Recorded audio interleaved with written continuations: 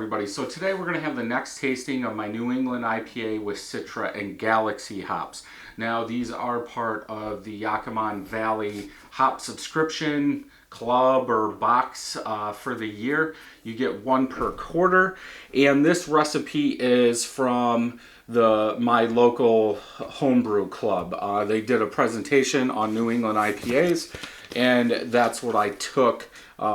And that's what I use. Now, I am doing small batches, 1.25 gallons going into the carboy, so these have, the recipe has been scaled down to meet that. So this one is using 2 pounds, 8 ounces of two-row, 11.2 ounces of white wheat malt, and 5.6 ounces of flaked oats. Now, we do want that protein to get in there, so that way we can make a hazy IPA.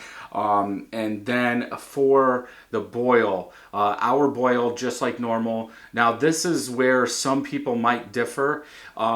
A lot of New England IPAs are very low in IBUs. I do like some bitterness in my New Englands, just so you're not getting that full on, let's say, like very sweet, sugary taste. So this is using 0.15 ounces of Warrior at 30 minutes, 0.5 ounces of Citra.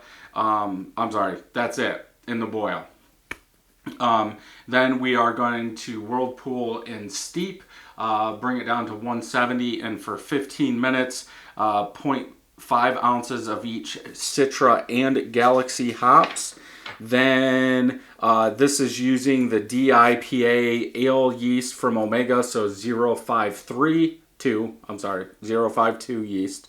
Then for the dry hop, we're using 0.25 ounces of each Citra and Galaxy 3 days into fermentation, and then 7 days into fermentation we're going to put another 0.25 ounces of each. Now on here, and I don't know if I mentioned it in the first one, in the end of the container I had 0.34 ounces of Galaxy, so that's what I used in this. So this was bottled on 138.17%. Now we're going to go ahead and open these. If you haven't watched the Zaka Medusa or the Citra Galaxy, I would go back and watch those. It'll be interesting to see if this is oxidized like those other two are, I believe. Good hiss, good smoke. That's a good sign. Go ahead and pour it in here. Now, obviously, this is a New England IPA, so you do want to drink them fresh. This is 2 months old right now, so we're going to want to get through it here pretty quick. I do bottle directly out of my fermenter, so I've got hot particles. And the thing that I noticed, at least on the Mr. Beer ones that I use, the glass ones, Citra, when you put those pellets in there, they disperse and they always clog my drain tube every single time. And so I've got hot particles in here. Head is off-white, small, medium bubbles, but not very many medium, most small. Finger of head, bubbles on the side are compact like dish soap. Color,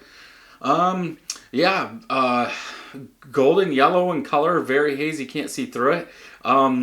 Carbonation level looks good, if anything, maybe a little high. Lots and lots of bubbles coming up, can't see through that thing at all. Let's go ahead and smell.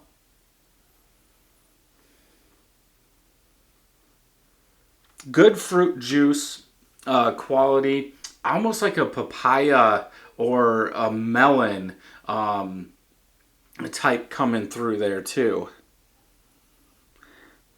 Maybe a little bit of dankness, a little bit of bitterness, probably from that Warrior hop. But yeah, I like the profile.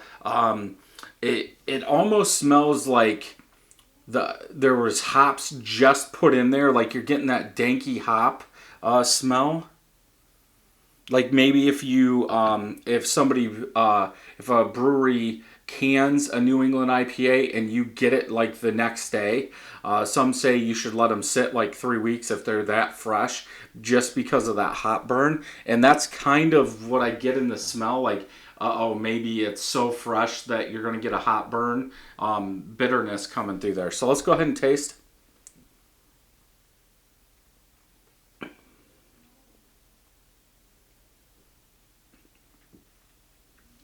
Very juicy.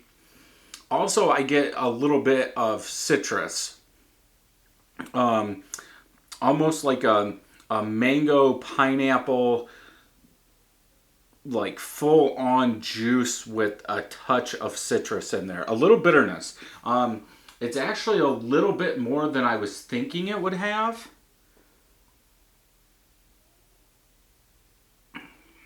Very smooth.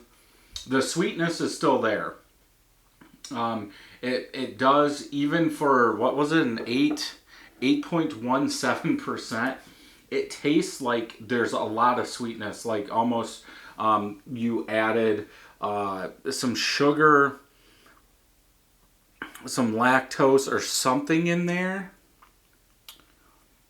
But I didn't, and let's...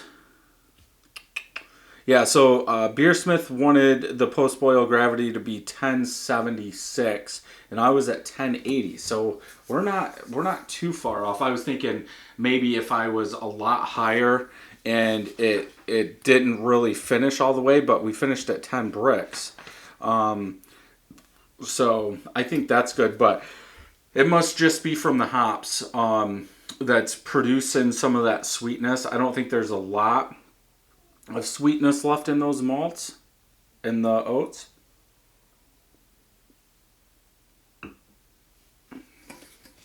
But yeah, solid beer. I would make this all the time, have it on tap. I don't know what other hops I would put with this. Maybe an Azaka or something.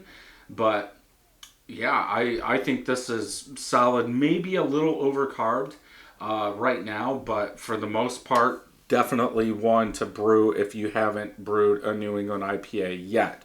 So if you like this video, check some more out over here. And until next time, happy brewing.